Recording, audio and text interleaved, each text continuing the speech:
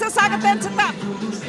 ಖಂಡಿತ ಕರ್ನಾಟಕದಲ್ಲಿರ್ತಕ್ಕಂತಹ ಭ್ರಷ್ಟ ಸರ್ಕಾರವನ್ನ ಕಿತ್ತೊಗಿಬೇಕು. ಹಗರಣದಲ್ಲಿ ಭಾಗಿಯಾಗಿರ್ತಕ್ಕಂತಹ ಸಿದ್ದರಾಮಯ್ಯರನ್ನ ಅಧಿಕಾರದಿಂದ ಕೆಳಗಿಳಿಸಬೇಕು ಅನ್ನತಕ್ಕಂತಹ ಯೋಚನೆ ಅಡಿಯಲ್ಲಿ ಇಡೀ ಕರ್ನಾಟಕದ ಜನತೆ ಇವತ್ತಿನ ರ್ಯಾಲಿಯಲ್ಲಿ ಪಾಲ್ಗೊಳ್ಳುವುದರ ಮುಖಾಂತರ ಒಂದು ಸ್ಪಷ್ಟವಾಗಿರ್ತಕ್ಕಂತಹ ಸಂದೇಶವನ್ನ ಸರ್ಕಾರಕ್ಕೆ ಕೊಟ್ಟಿದ್ದಾರೆ.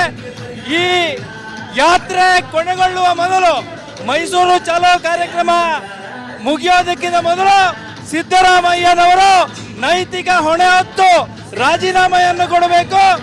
ಯಾವ ಹಗರಣದಲ್ಲಿ ಭಾಗಿಯಾಗಿರ್ತಕ್ಕಂಥ ಯಾರೆಲ್ಲ ಇದ್ದಾರ ಅವರೆಲ್ಲರಿಗೂ ಕೂಡ ಕಾನೂನಿನ ಮುಖಾಂತರ ತಕ್ಕ ಶಿಕ್ಷೆ ಆಗಬೇಕು ಅನ್ನತಕ್ಕಂಥ ಆಗ್ರಹದ ಜೊತೆಗೆ ಜನರಿಂದ ಚುನಾಯಿತ ಸರ್ಕಾರವನ್ನ ಅಸ್ಥಿರಗೊಳಿಸೋದಕ್ಕೆ ರಾಜಭವನದ ಮೂಲಕ ಕೇಂದ್ರ ಪ್ರಯತ್ನಿಸ್ತಾ ಇದೆ ಅನ್ನೋ ಆರೋಪ, ಏನ್ ಹೇಳ್ತೀವಿ?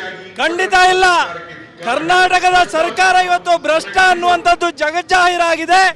ಯಾವ ಮೂಡ ಮತ್ತು ವಾಲ್ಮೀಕಿ ಆ ಎರಡು ಹಗರಣಗಳಲ್ಲಿ ನೇರವಾಗಿ ಸರ್ಕಾರದ ಜನಪ್ರತಿನಿಧಿಗಳು ಸಚಿವರು ಭಾಗಿಯಾಗುವುದರ ಜೊತೆಗೆ ಸರ್ಕಾರ ಭ್ರಷ್ಟಾಚಾರ ಸರ್ಕಾರ ಅನ್ನೋದು ಸಾಬೀತಾಗಿದೆ.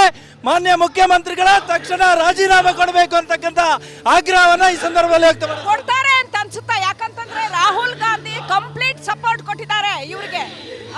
ಎಲ್ಲಾ ಕಾಂಗ್ರೆಸ್ ಸಚಿವರು ಶಾಸಕರುಗಳು ಕಂಪ್ಲೀಟ್ ಸಪೋರ್ಟ್ ಕೊಟ್ಟಿದ್ದಾರೆ. ಡಿ.ಕೆ. ಶಿವಕುಮಾರ್, ಸಿದ್ದರಾಮಯ್ಯ ಒಂದಾಗಿದ್ದಾರೆ ಅಂತ ಹೇಳಲಾಗ್ತಿದೆ.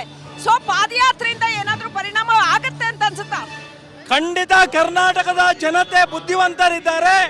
ಯಾವುದೇ ಕಾರಣಕ್ಕೂ ಕೂಡ ಸಿದ್ದರಾಮಯ್ಯ ರಾಜೀನಾಮೆ ಕೊಡದೆ ಇವತ್ತು ಕರ್ನಾಟಕದಲ್ಲಿ ಯಾವುದೇ ರಾಜಕಾರಣ ನಡೆಯೋದಕ್ಕೆ ಅಸಾಧ್ಯ ಅನ್ನತಕ್ಕಂತಹ ಸಂದೇಶ ಇವತ್ತಿನ ಆ ಜಾಥಾದ ಮುಖಾಂತರ ಜಗಜ್ಜಾಹೀರ